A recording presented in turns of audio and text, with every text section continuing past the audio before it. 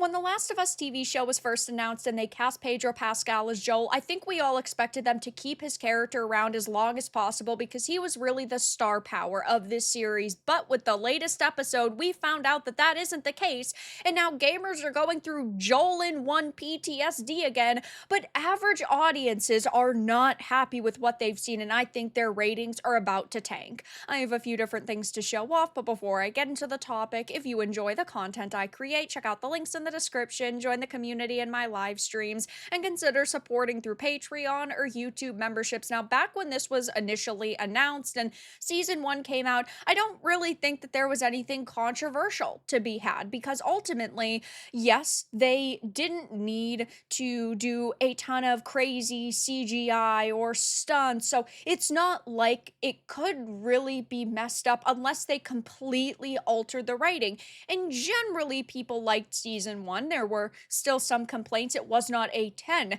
out of 10, but it was pretty good for a video game adaptation. Though going into season 2, I think that we all knew that there was going to be a lot of controversy because they were either going to stray from the source material and kind of understand what people didn't like about the second game, and they were going to keep Joel around for as long as possible, or they were going to do what we've now found out what they've done, which is kill him off just as quickly as he was in the second video game. Now, of course, I was not a big fan of The Last of Us Part 2. I understand that you can kill characters off and it will feel impactful and it will mean something to the story, but when you kill off the main character, it's not going to sit well with a lot of people. I think they should have kept Joel around for the majority of this game, and then they should have killed him off at the end if that's really what they had to do. And I still don't think that that was a good decision.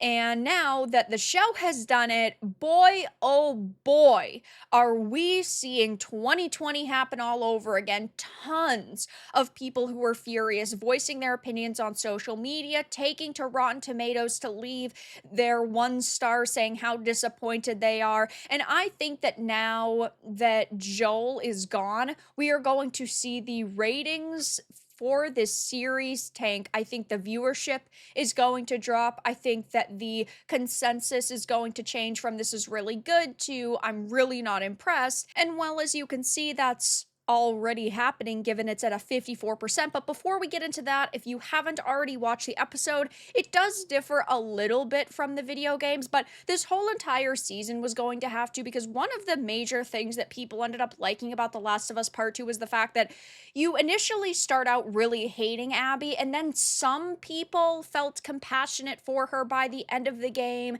because you kind of understood her motivations. I never liked her as a character. I am Team Joel through and through. He was a significantly better character who should have stuck around for much longer, though it says tragically, Pascal's journey, or at least Joel's journey, has violently come to an end in a demise that fans of the video game would have been all too aware of. I still think that the video games were worse because Joel's body ends up being in a much worse state by the end of the kind of ordeal. The golf club is kind of shoved into his knocker.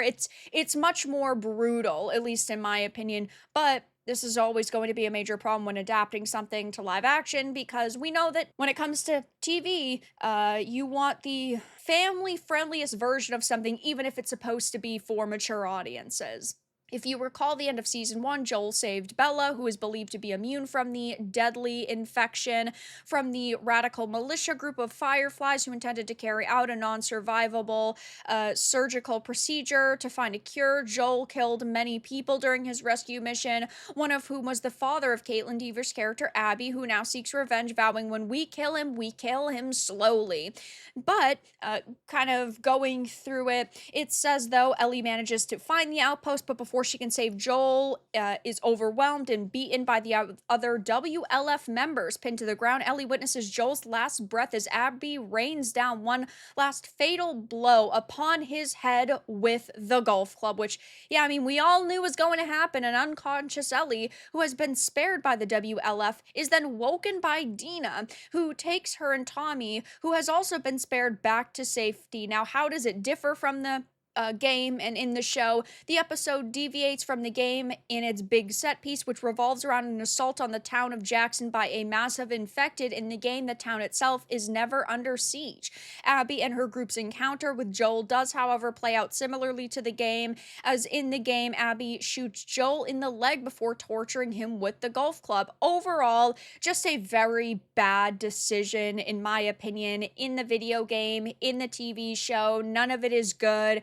Joel was the main character, and I like Ellie, don't get me wrong, but she's just still not the main set piece, the main showcase, in my opinion. It's just PTSD flashbacks to 2020. But audiences who didn't know what was going to happen are furious, or people who already knew what was going to happen and are still disappointed are voicing their thoughts, because the critics absolutely love it. Top critics a 91, all critics a 96, similar to the video game, but the all audience is currently sitting at a 54%, and it hasn't even been a full day since this aired, so I'm sure it's going to continue to tank. Now, as you'll notice, something very fishy is going on with Rotten Tomatoes right now, because these scores are clearly not good. It's at a 54%, over 1,000 ratings. Tons have been added since the episode aired yesterday, but as you can see, none of them are actually going up. You can't read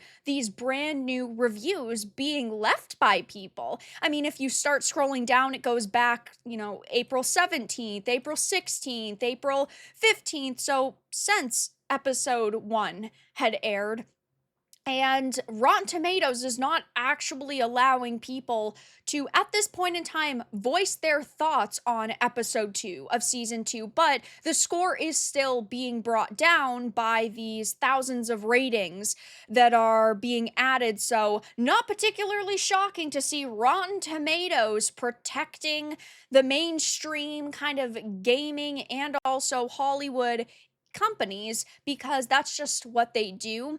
Activists protect their own.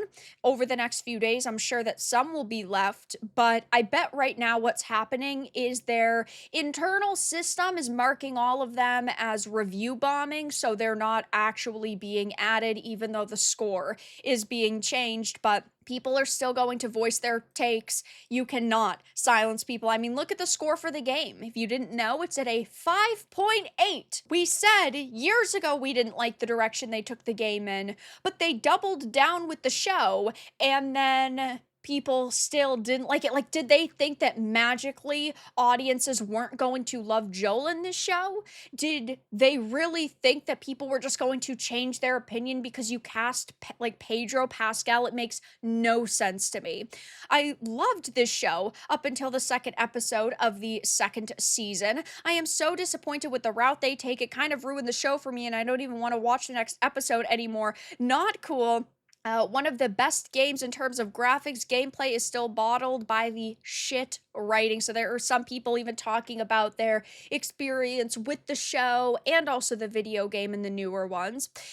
Game manipulated by cheap politics with constant and shameful arguments against supposedly intolerant people. Very heavy theme that spoils Last of Us 2. We already know that we are the people and human beings with rights. There was no need for a script to be destroyed with lessons for 3-year-olds. Like the first game, but the second game is disappointing. Awful story and new direction. Girl power, Abby, etc. Series ruined. And for the show itself, for the season 2 user reviews, they are primarily negative. It's no longer just Bella Ramsey, who is totally miscast as Ellie and looks like a train wreck in slow motion, but now Pedro Pascal has also destroyed every bit of star power for himself. The entire show is a joke at this point, a cringe fest of epic proportions, just like the second game. Unfortunately, episode 1 spoilers are a huge part of the plot for the second game. I really love the games, but this series really doesn't do the games justice.